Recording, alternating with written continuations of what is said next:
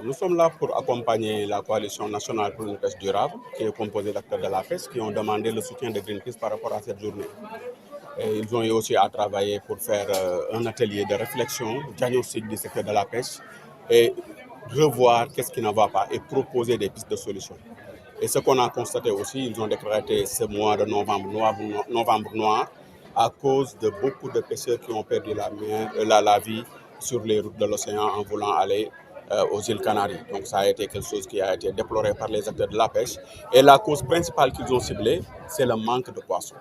La pêche ne nourrit plus son homme et il faut qu'on prenne des décisions courageuses pour que la pêche redevienne comme avant, pour stopper l'immigration clandestine.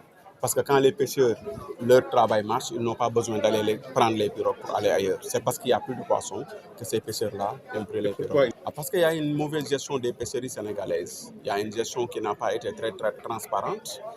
Pour exemple, depuis des années, les organisations de pêche ainsi que les organisations de la société civile demandent à l'autorité de la pêche de publier le listing des navires de pêche autorisés à pêcher au Sénégal, ce qui n'a jamais été fait.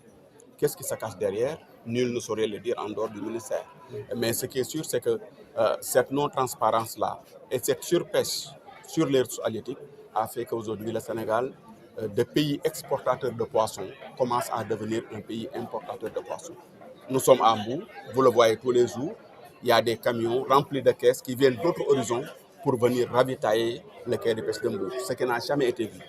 Pendant des décennies, Mbour a été le grenier du Sénégal en termes de pêche. C'est lui qui ravitaillait l'intérieur même du Sénégal en pêche. Aujourd'hui, on ne voit plus cela. Et il fallait que les acteurs, quand même, aient cette initiative de se dire nous devons nous unir, porter une même voix et demander une meilleure gestion des ressources sénégalaises. À cela s'ajoute la problématique de la participation massive de communautés de pêche au phénomène de l'immigration irrégulière, aux conséquences désastreuses au plan humanitaire, matériel et économique.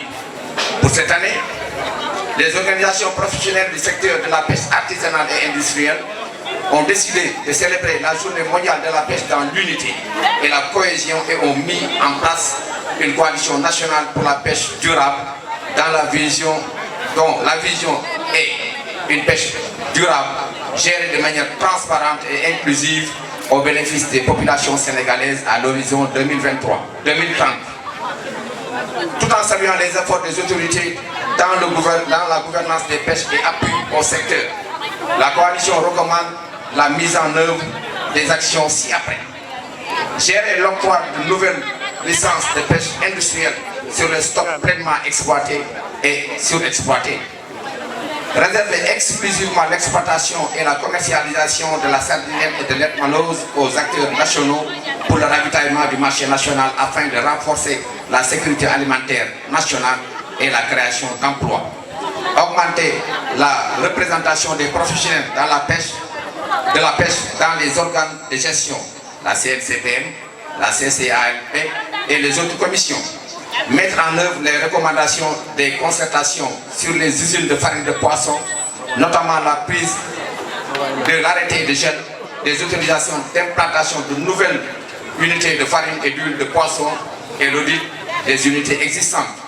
Prendre des mesures de gestion durable des pêcheries pour éradiquer l'immigration irrégulière,